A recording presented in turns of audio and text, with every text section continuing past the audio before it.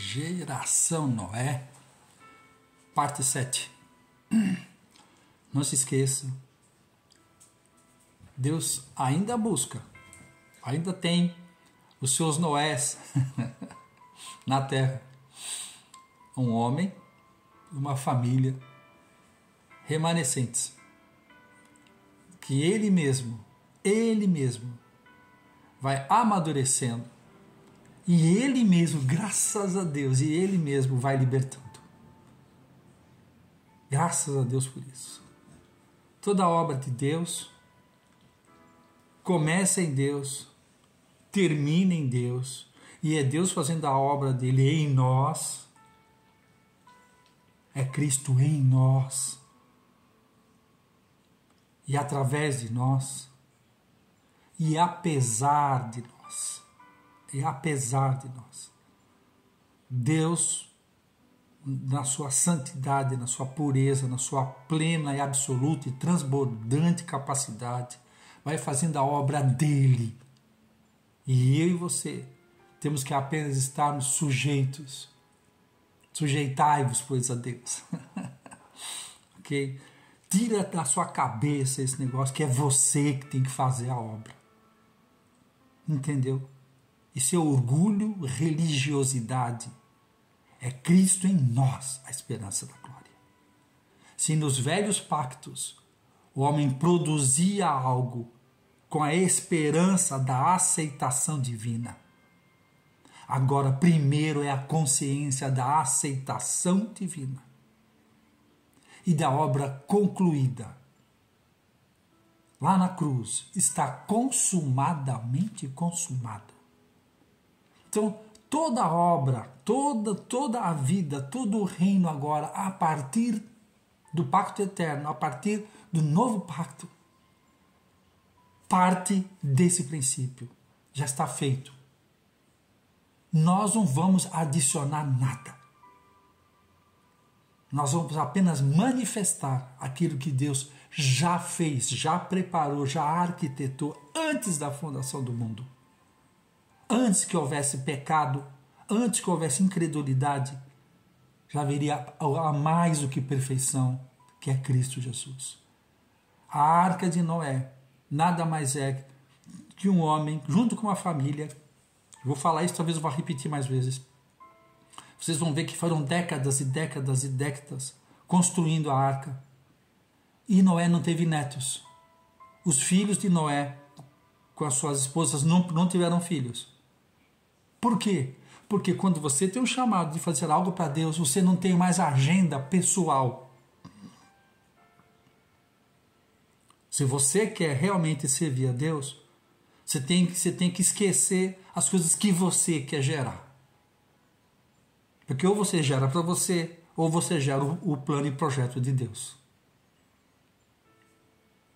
E foi muito interessante, que foi um milagre tão grande, porque é nora com sogra.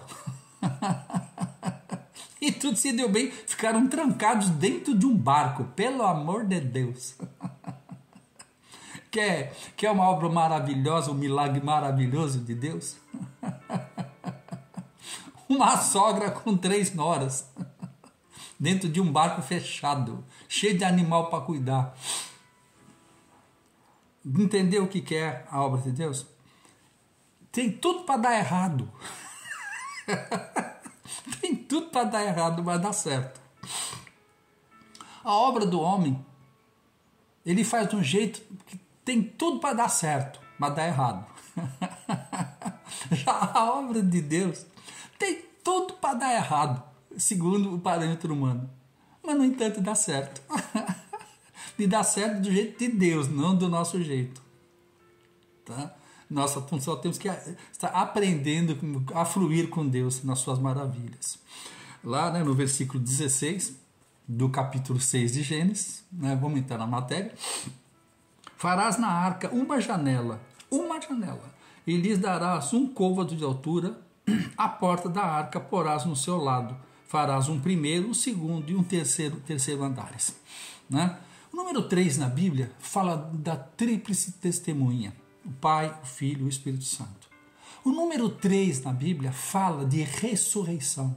uma obra de ressurreição. Jonas, 3 dias dentro do grande peixe. Paulo ficou 3 dias cego. Um transicionamento. Jesus, 3 dias. Está entendendo? Você vê como a Bíblia ela vai se explicando, ela vai se revelando. Então, o número 3 fala da ação do Pai, do Filho e do Espírito Santo. E nós vamos sendo trabalhados, nós vamos sofrendo esses processos maravilhosos. De uma maneira simples, uma janela e uma porta. Sempre Deus fala, faz a janela em cima e a porta na lateral. Céus abertos. A janela fala do profético, fala do revelacional. E o apostólico fala do alcance. A porta estava ao alcance para que se entrasse. Mas a janela, não. A janela sempre para cima. Porque primeiro a obra de Deus sempre começa de cima, com o revelacional, com o intuito de alcançar as pessoas. Então por isso o alcance apostólico e a revelação profética. Efésios 2:20, edificados sobre o fundamento profético e apostólico. Não existe outro fundamento para você edificar uma igreja. A igreja de Cristo precisa da janela e uma porta. O que é uma porta? É somente pelo sangue do Cordeiro, pelo novo nascimento. Não existe outra maneira de salvação. É uma porta. E o outro aspecto interessante, que fará 3 pavimentos, 3 andares dentro da arca. Quando você estuda a palavra salvação, no original grego a salvação fala sobre sozo. Sozo. E essa palavra sozo, simplificando, fala do espírito, alma e do corpo, dos 3 ambientes da nossa existência. Antes da queda nós éramos espírito, alma e corpo. Quando Satanás engana Adão, nós perdemos a nossa conexão no espírito, ficamos andando pela alma e no corpo. Nascer de novo não é melhorar esse. Nascer de novo não é açoitar esse aqui. Nascer de novo é aceitar Jesus, que Jesus vem e sopra nesse aqui que estava morto e ele ressuscita. Aí a obra de Deus começa a fazer com esse, não com esse. Não adianta tentar melhorar esse, sem que esse aqui esteja ressuscitado, porque quando eu e você nascemos de novo, o Espírito Santo de Deus vai se relacionar com o meu espírito. É perfeito com o perfeito, porque quando você e eu nascemos de novo, o nosso espírito está perfeito e pronto. A nossa alma passará para um processo, e a nossa carne terá que ceder, se submeter a esse processo. O problema da religião é que a religião tenta curar a tua alma, libertar a sua alma. E para nossa alma só tem um lugar de libertação no processo da cruz. Que é a crucificação, sepultamento, ressurreição e uma vida ressurreta. Essa é uma obra na nossa alma, porque o nosso espírito, quando eu e você nascemos de novo, instantaneamente nós somos salvos. Porque a salvação no meu espírito ela é instantânea. Na minha alma ela é processual. Ou seja, é toda a minha vida.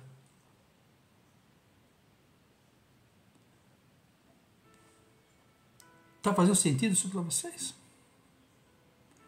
Então, agora quando você olha a arca, o que é a arca? A arca é Cristo, sendo gradativamente sendo explicado. Quando Jesus fala lá, eu sou o caminho, a verdade e a vida, ele está falando do tabernáculo. Tinha 3 portas no tabernáculo. A primeira porta chamava o caminho, a segunda a verdade e a terceira a vida. Tudo about Jesus, tudo a respeito de Jesus.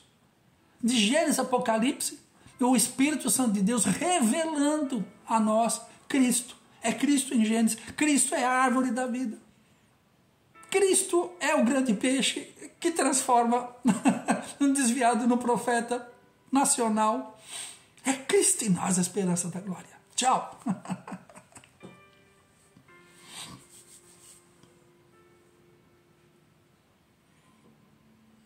Oh, glória a Deus, papai.